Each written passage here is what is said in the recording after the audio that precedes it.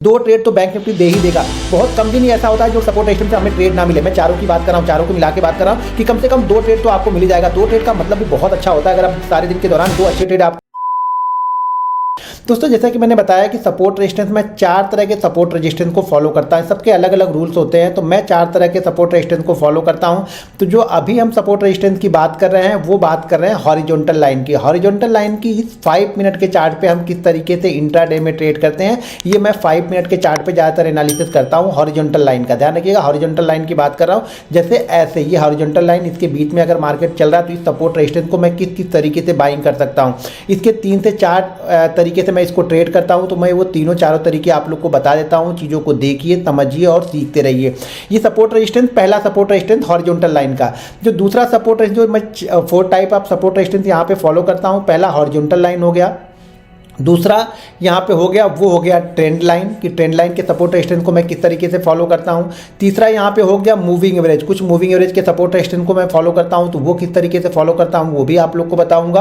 और उसके बाद जो चौथा है वो है फिबोनाची रिट्रेसमेंट। इस सपोर्ट रेजिस्टेंस को मैं किस तरीके से ट्रेड करता हूँ, कैसे फॉलो करता हूँ, ये सब सारी चीज़ें बताऊँगा। लेकिन सबकी एक एक अलग अलग वीडियो बनाऊँगा जिससे चीज़ें समझ में आए। देखिए 5 वीडियो यहाँ पे मिलेगी सपोर्ट रेजिस्टेंस की, तो ध्यान से और ढूंढ के ये पाँचों वीडियो सपोर्ट रेजिस्टेंस की अगर आपने देख ली और अगर आपने यहाँ पे 6 से 8 महीने इस पे प्रैक्टिस कर ली तो फिर आपको यहाँ से पैसा बनाने से कोई रोक नहीं सकता। देखिए कोई एक चीज़ में अगर आप मास्टर हो गए तो यहाँ पे पैसा बनना ही बनना है। सपोर्ट रेजिस्टेंस में दिन भर में अगर आप 5 मिनट के चार्ट को भी फॉलो करेंगे ना तो दिन भर में कम से कम निफ्टी दे ही देगा।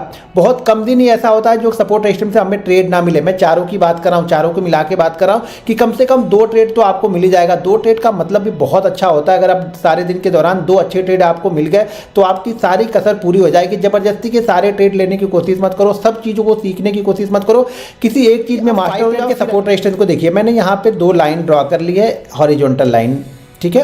अब चीज़ों को समझिएगा। मान लीजिए यहाँ से नहीं, मैं यहाँ से स्टार्ट करता हूँ कि मान लीजिए मार्केट यहाँ से आता है, ठीक है। इसको पहले देखिए फिर मैं चार्ट पे दिखाऊंगा। यहाँ पे मार्केट आता है, इस लेवल के आसपास से मार्केट फिर से यहाँ पे ऊपर जाता है, फिर मार्केट इसी लेवल के पास कहीं पे आता है, फिर मार्केट यहाँ पे जाता है, फिर मार्केट यहाँ पे नीचे कहीं पे आता है, फिर मार्केट यहाँ पे जाता है। ये हमारे लिए क्या हो गया, ये हमारे लिए हो गया रेजिस्टेंस और ये हमारे लिए हो गया सपोर्ट, ठीक है।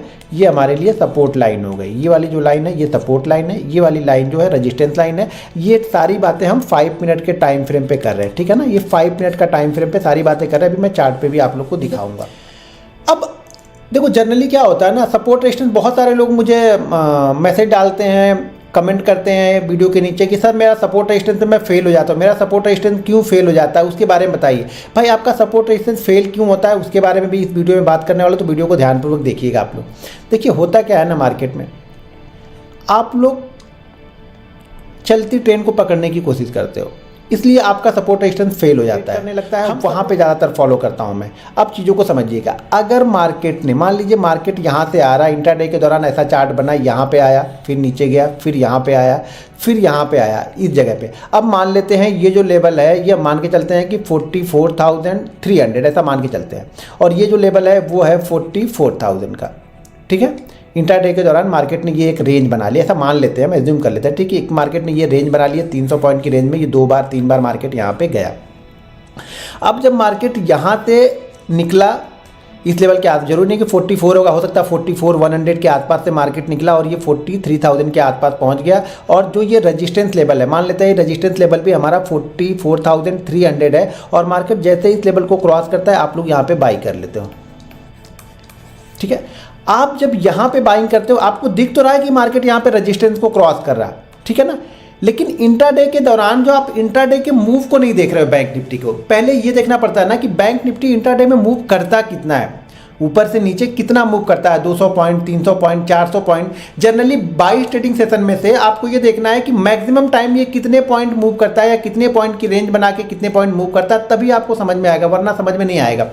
अब हो सकता है बैंक निफ्टी सारे दिन में मूव ही 300 पॉइंट करता हो और यहाँ से ये निकला 44,000 से निकला और वापस 44,300। देखिए कभी कभी की बात नहीं कर रहा हूँ, मोस्ट ऑफ द टाइम की बात कर रहा हूँ। हमेशा उस चीज़ को पहले फॉलो करना जो ज़्यादा से ज़्यादा मार्केट फॉलो करता है, ठीक है ना। मार्केट जिस चीज़ को ज़्यादा फॉलो करे उसको फॉलो फॉलो करना है, ऐसी चीज़ों को फॉलो नहीं करना। मार्केट एक दिन अगर मार्केट ने 1100 पॉइंट का मूवमेंट दे दिया तो भाई मेरे वो महीने में एक आध दिन होगा या फिर 2 महीने 3 महीने में एक आध दिन होगा। उस मूव के लिए आप हर दिन उस तरीके से ट्रेड नहीं कर सकते हो, ठीक है ना। तो यहां से मार्केट निकला 44,000 से मार्केट निकला, मार्केट पहुंच गया 44,300 पे। यहां पे ये 43 का ब्रेकआउट करता है, आप यहां पे बाइंग करते हो, आप यहां पे ट्रैप हो गए, ठीक है। आपको यहां पे ट्रैप ही होना है। क्यों ट्रैप होना है पहले वो समझ लो। आप इसलिए ट्रैप होते हो ना क्योंकि ये 300 पॉइंट की मूवमेंट यहाँ पे कर दिया। अब मान लो मैंने यहाँ पे बाइंग किया है, आपने बाइंग किया है, आपके चाचा ने बाइंग किया है, आपके भाई ने बाइंग किया है, तो वो यहाँ पे क्या देखेगा, इस जगह के पास क्या देखेगा। वो तो यही सोचेगा कि जहाँ पे अगर इस जगह को क्रॉस करता है तो ठीक है, नहीं तो जैसे इस जगह की मोमेंटम पे ब्रेक होगा मैं यहाँ पे प्रॉफिट बुकिंग कर लूँगा, ठीक है। यहाँ पे इसने क्या किया, प्रॉफिट बुकिंग कर लिया, हमने कर लिया, आपने कर लिया, आपके भाई ने कर लिया। लेकिन बहुत सारे लोग वेट कर रहे थे कि इसको क्रॉस करेगा तब मैं लूँगा, तो उन्होंने यहाँ पे लिया और वो ट्रैप हो गए।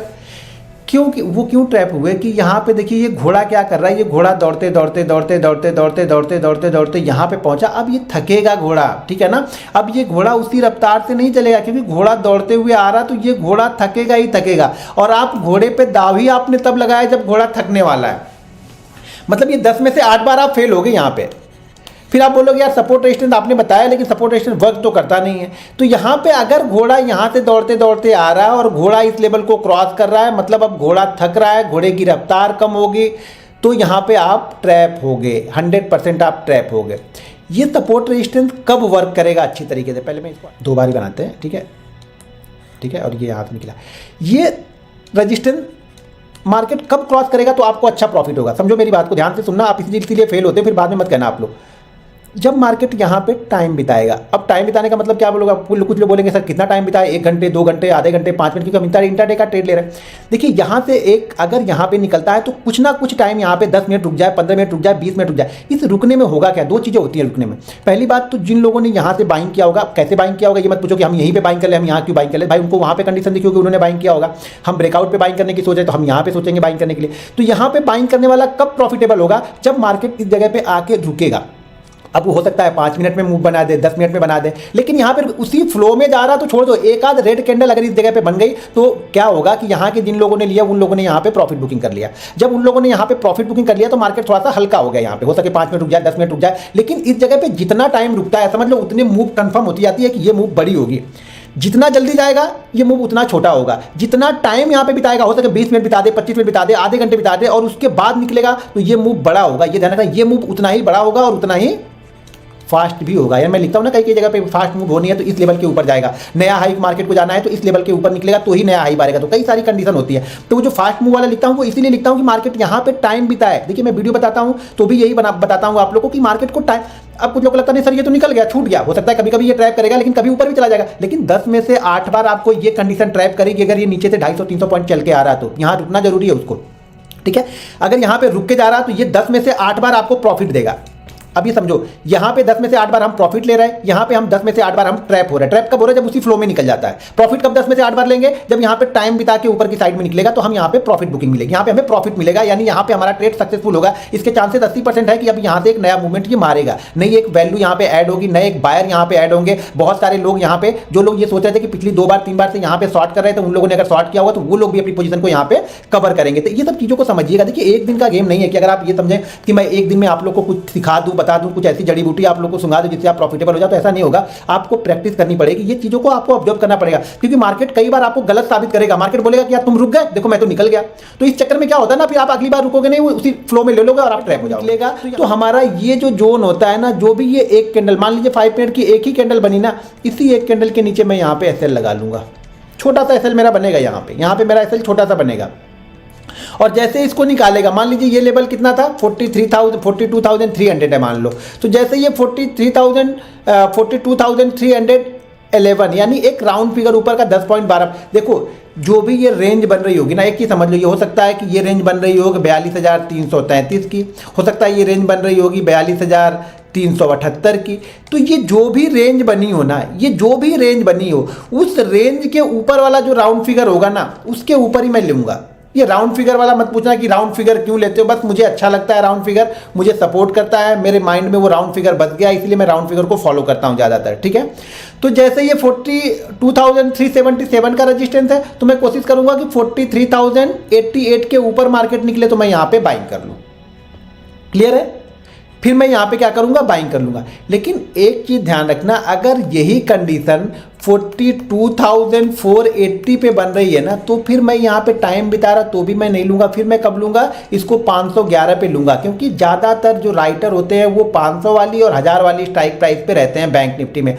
तो ये चीज़ें आपको समझनी पड़ेगी, भले वो 30 रुपये महंगा फिर मुझे मिलेगा। जैसे लास्ट एक्सपायरी में मैंने बताया था आप लोग को कि 43,055 के ऊपर मैं लूँगा, क्योंकि 43,033 लास्ट डे या सेकंड लास्ट डे का हाई था, तो इसलिए मैंने बताया 43,055 के ऊपर निकलेगा तो वो मूव आएगा, और उसके बाद बैंक निफ्टी 300 पॉइंट ऊपर चला गया।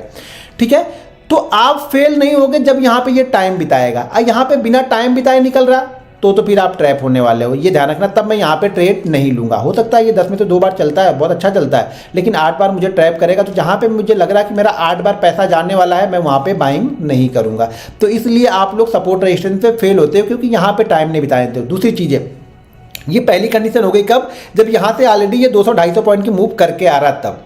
ठीक है, दूसरी कंडीशन क्या होगी, दूसरी कंडीशन ये होगी कि ये इसी जगह पे मार्केट ट्रेड तो कर रहा है, ये सपोर्ट रजिस्टेंस यहाँ पे बना भी रहा है। जिस तरह से हम रजिस्टेंस को ट्रेड कर रहे हैं उसी तरह से हम सपोर्ट को भी ट्रेड करेंगे, ध्यान रखिएगा। अब हो सकता है ये मूवमेंट जो ये रेंज बन रही है, ये रेंज ही 100 पॉइंट की हो। देखिए वो बड़ी थोड़ी सी रेंज थी 200-250 पॉइंट की, वहाँ के लिए मैंने वो थ्योरी बताई। ये रेंज ही अगर 100 पॉइंट की है और जैसे मार्केट यहाँ से निकलता है इस जगह में, जैसे ही मार्केट अगर इस जगह को क्रॉस करेगा मैं यहाँ पे बाइंग कर लूँगा। यहाँ पे मैं इंतजार नहीं कर रहा हूँ कि यहाँ पे टाइम बिताए। अगर टाइम बिताया तो अच्छी बात है, ध्यान रखो, टाइम बिताया तो बहुत अच्छी बात है कि मूव हमारा कंफर्म हो रहा है कि हाँ अच्छा मूवमेंट मिलेगा। अगर उसने टाइम बिता के क्रॉस किया, अभी जरूरी नहीं है कि टाइम बिता के, बहुत सारे लोग बोलेंगे टाइम तो बिताया लेकिन क्रॉस ही नहीं किया। अरे भाई मेरे क्रॉस नहीं किया तो जेब में से पैसा नहीं लेके गया ना, पहले चीज़ों को समझ लो। दोनों ही तरीके बताऊंगा यहाँ पे। तो यहाँ पे क्या हो रहा है, यहाँ पे अगर उसने टाइम नहीं बिताया तो चलेगा, क्योंकि ये सारी रेंज ही जो बनी है वो हमारी 100 पॉइंट की है। तो अगर 100 पॉइंट की रेंज में इसने 2 बार, लेकिन ये ध्यान रखना कि 100 पॉइंट की रेंज में कम से कम ये 2 बार टच कर चुका होगा। पहले फर्स्ट टाइम, सेकेंड टाइम और थर्ड टाइम इसी फ्लो में क्रॉस करेगा, मैं इसको बाइंग कर लूँगा। ठीक है, अगर 300 वाली पॉइंट की रेंज है और ये दूसरी बार भी आके इस जगह पे आके कंसोलिडेट कर रहा, क्रॉस करेगा, मैं यहाँ पे बाइंग कर लूँगा। 100 पॉइंट की रेंज है तो मुझे तीसरी बार में मैं कंफर्म करूँगा। ज़्यादातर मैं दूसरी बार में बहुत कम यहाँ पे ट्रेड लेता हूँ, तीसरी बार में ट्रेड लूँगा कि तीसरी बार अगर इस लेवल के आसपास आया निकालेगा तो मैं यहाँ पे बाइंग कर लूँगा। बाइंग करने के बाद एसएल, देखो अगर यहाँ पे इसने टाइम बिताया तो अच्छी बात है, तो जो भी इसका लो होगा वो एसएल होगा, नहीं तो एसएल हम 60 से 70 पॉइंट, अगर ये 100 पॉइंट की रेंज है और ये ब्रेकआउट हो रहा ना, तो 60 से 70 पॉइंट का एसएल आपको यहाँ पे रखना पड़ेगा। ठीक है, क्लियर हो गया, ये कंडीशन क्लियर हो गई। यहाँ पे जब यहाँ पे हम ले रहे तब बहुत कई बार मार्केट क्या करेगा, जैसे ये 300 पॉइंट वाली रेंज है, ठीक है, ये 300 पॉइंट वाली रेंज है, चीज़ों को समझ लो, मैं सारी सिचुएशन बता दे रहा हूँ आप लोग को। ठीक है, तो ये मान लो 300 पॉइंट वाली रेंज है, ये ऊपर और नीचे की जो रेंज है ये 300 पॉइंट की है। मार्केट यहाँ से उसी फ्लो में निकल गया, कोई दिक्कत नहीं, जाने दो। यहाँ पे कहीं ना कहीं ये ऊपर जाके फिर ये नीचे आएगा, किस लेवल के आसपास में, इस लेवल के आसपास में वापस ये अगर आया और यहाँ पे कुछ मूवमेंट फिर से बनाता है तो मैं यहाँ पे फिर बाइंग कर लूँगा। मैं इसी फ्लो में बाइंग नहीं कर रहा हूँ, लेकिन इस फ्लो में जैसे ये प्रॉफिट बुकिंग करके वापस इस सपोर्ट लेवल के आसपास, जो पहले रेजिस्टेंस था ये अब ऊपर मार्केट निकल गया, मार्केट वापस आ रहा, तो यहाँ पे ये सपोर्ट बनेगा। इस सपोर्ट के आसपास जैसे यहाँ पे आके कोई बुलिश कैंडल मुझे दिखती है, या फिर हो सकता है 1-2 कैंडल यहाँ पे रुके और उसके बाद ये क्रॉस करे, तो मैं यहाँ पे बाइंग कर लूँगा। फिर ये इसी रेजिस्टेंस का जो पहले सपोर्ट था, अब पहले रेजिस्टेंस था अब हमारे लिए सपोर्ट है, तो इसका मैं एसएल लगा के यहाँ पे बाइंग कर लूँगा। टारगेट जो ये रेंज होती है ना, देखो अगर इंट्राडे ट्रेड कर रहे हैं तो फर्स्ट टारगेट आप ये हमेशा मान के चलो कि 70 से 90 पॉइंट के बीच का टारगेट रखो, सफल रहोगे आप। जितनी छोटी उम्मीदें रहेंगी ना जल्दी जल्दी पूरी हो जाएंगी। बहुत बड़ा आप टारगेट पहले से बना लोगे ना तो शायद वो पूरे नहीं होंगे। 70 से 90 पॉइंट का पहला रखो, उसी फ्लो में मोमेंटम में मार्केट निकल जाता है, बहुत अच्छी बात है, स्टॉप लॉस को ट्रेल करते चले जाओ।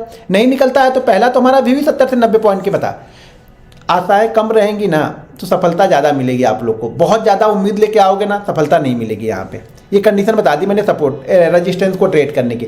रेजिस्टेंस को ट्रेड करने की मैंने 3 कंडीशन बताई। अगर ये 300 पॉइंट की रेंज है तो यहाँ पे रुकना चाहिए, रुकने के बाद निकलेगा तब मैं लूँगा। अगर ये इसी फ्लो में निकल गया कोई दिक्कत नहीं है, वापस जब इस रेजिस्टेंस जो ये पहले रेजिस्टेंस था यहाँ पे आके सपोर्ट लेगा और क्रॉस करेगा तब मैं लूँगा। ठीक है, अगर रेंज कम है, रेंज अगर ये 100 पॉइंट की है, 300 पॉइंट की जगह पे 100 पॉइंट की है, तो जैसे ये निकालेगा, लेकिन फर्स्ट और सेकंड में मैं नहीं लूँगा, थर्ड में फिर मैं लूँगा। अगर 300 पॉइंट की रेंज है तो सेकंड में भी सारी सिचुएशन बनती है तो ही मैं ले लूँगा। ठीक है, इसी तरह से सेम सिचुएशन आपको सपोर्ट जब ब्रेक करता है तब करनी है। ठीक है, अभी एक और है बताऊंगा, वीडियो को ध्यानपूर्वक पूरी वीडियो देखो, इसमें बहुत काम की बात अभी बताने वाला हूं। अभी जैसे मान लो ये हो गया अपना सपोर्ट, ठीक है, ये सपोर्ट हो गया, तो सपोर्ट में अगर ये ऊपर 300 पॉइंट की रेंज से आ रहा तो मैं क्या करूंगा, वापस यहाँ पे टाइम बिताने दूंगा। देखो टाइम बिताने का मतलब 5 मिनट भी होता है, 10 मिनट भी होता है, वो एक्सपीरियंस के साथ में आपको समझ में आ जाएगा। उसके साथ में आप जब बैंक निफ्टी के इंडेक्स कंपोनेंट रहेंगे उनके चार्ट देखोगे ना तो सारी चीज़ें आपको समझ में आ जाएंगी, कुछ यहाँ पे डाउट नहीं रहेगा। तो यहाँ पे क्या हो गया, यहाँ पे टाइम बिता के ब्रेक करेगा तब मैं ले लूँगा, नहीं तो अगर इसी फ्लो में आ गया वापस इसी जो सपोर्ट था यहाँ पे जब रेजिस्टेंस बनाएगा तब मैं इसको ट्रेड करूंगा। ठीक है, कंडीशन यहाँ पे अगर 100 पॉइंट की है तो तीसरी बार में जैसे इसने ब्रेक किया मैं तुरंत ही ले लूँगा। कंडीशन समझ में आ गई। अब क्या होता है, एक सिचुएशन और है जो सबसे अच्छी सिचुएशन यहाँ पे है, वो भी ज़रा देखते रहो। अब मार्केट जैसे ये पहली बार गया, ठीक है, ये पहली बार गया, ये फर्स्ट हो गया, इसका फर्स्ट हो गया, ये इसका सेकेंड हो गया। ठीक है, अब फर्स्ट के बाद इसका फर्स्ट बन गया और इसका फर्स्ट बन गया, यानी पहला सपोर्ट बन गया और पहला रेजिस्टेंस बन गया। पहले सपोर्ट पहले रेजिस्टेंस तक मुझे कुछ नहीं पता है। अब लेकिन जब ये यहाँ से ऊपर आ रहा ना तो मुझे ये पता है कि ये इसका सपोर्ट एरिया है। ठीक है ना, एक बार सपोर्ट यहाँ पे ले चुका, कंफर्म नहीं है, कोई भी चीज़ यहाँ पे कंफर्म नहीं है, ध्यान रखना है। मुझे ये मालूम है कि यहाँ पे एक बार इसने सपोर्ट लिया है तो दूसरी बार यहाँ पे क्या करता है, 2 कंडीशन बाइंग करने की यहाँ पे होंगी। हो सकता है यहाँ पे ये टाइम बिताने के बाद हो सके 10 मिनट, 15 मिनट, 20 मिनट, 25 मिनट यहाँ पे टाइम जब हम सपोर्ट और रेजिस्टेंस के अंदर में ही ट्रेड करते हैं ना तो यहाँ पे मार्केट को कंसोलिडेट करना बहुत ज़रूरी है। उसी फ्लो में आप लेंगे, आया गया नहीं ले पाओगे कभी भी, और लेना भी मत, ट्रैप हो जाओगे। यहाँ पे अगर उसने टाइम बिता दिया ना 25 मिनट, 30 मिनट, आधे घंटे टाइम बिताने के बाद इस लेवल को क्रॉस करेगा ना तो फिर हमारा मूव कंफर्म है कि ये मूव वापस इस जगह के आसपास तक जाएगा ही जाएगा। अगर टाइम बिताने के बाद इसने ब्रेक किया तो जाहिर सी बात है हम सेल कर ही रहे थे, लेकिन इस जगह पे सपोर्ट पे बाइंग कैसे करना है, तो बाइंग करने की 2 कंडीशन है कि यहाँ पे आके टाइम बिताए 20 मिनट, 25 मिनट, कम से कम 20-25 मिनट बिताएगा, क्योंकि अब हम सपोर्ट रेजिस्टेंस के अंदर में ही ट्रेड कर रहे हैं तो मूव आपको छोटा मिलेगा। यहाँ पे बड़े मूव मत सोच के चलना है और ना ही यहाँ पे फास्ट मूव सोच के चलना है, ये मूव भी स्लो होंगे क्योंकि इसके अंदर में ही ट्रेड कर रहा ना तो ये मूव भी स्लो होंगे।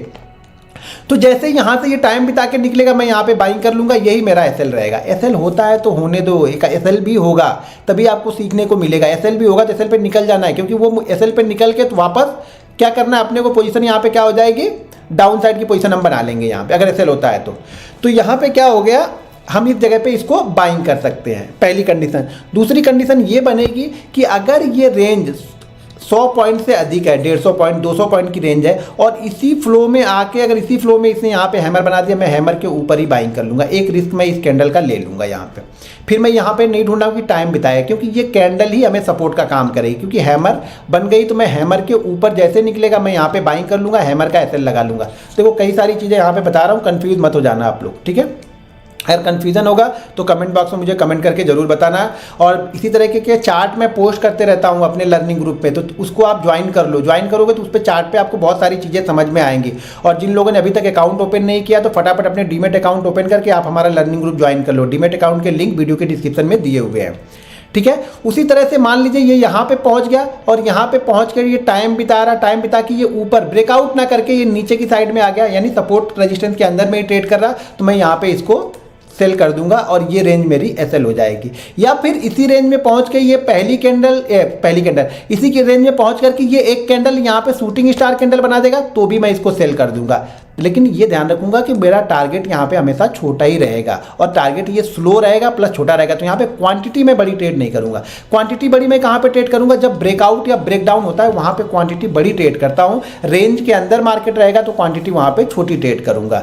दोस्तों ये वीडियो आप लोग को कैसी लगी, अगर वीडियो अच्छी लगी तो मुझे कमेंट करके जरूर बताइएगा। और नेक्स्ट वीडियो जो सपोर्ट रेजिस्टेंस की रहेगी वो ट्रेंड लाइन के सपोर्ट रेजिस्टेंस को मैं किस तरीके से ट्रेड करता हूँ, क्या चीज़ देखता हूँ वो मैं बनाऊंगा। तो इस वीडियो को फटाफट आप लोग लाइक कर दीजिए, शेयर कर दीजिए और जो भी आपका सुझाव हो वो भी मुझे कमेंट बॉक्स में आकर के जरूर बताइएगा। उम्मीद है वीडियो आप लोग को अच्छी लगी होगी। मिलते हैं नेक्स्ट वीडियो में। जय हिंद।